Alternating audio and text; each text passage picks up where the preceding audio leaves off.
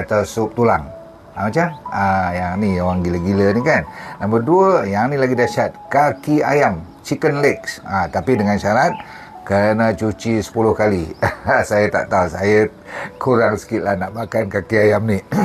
Tapi kalau dapat tulang-tulang dengan sayapnya ataupun dia punya ni lah, tulang-tulang ayam ni buat sup juga boleh.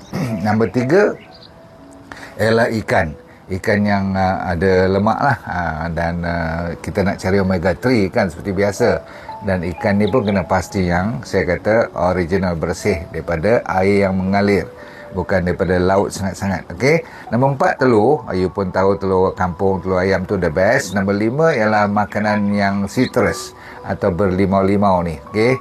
Maksudnya yang ada vitamin C lah.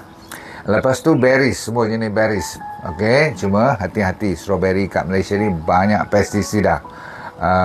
Apa pun. Nombor 7 ialah nuts and seeds, kacang-kacang dan biji-biji red, boleh. Nombor 8 ialah bell pepper,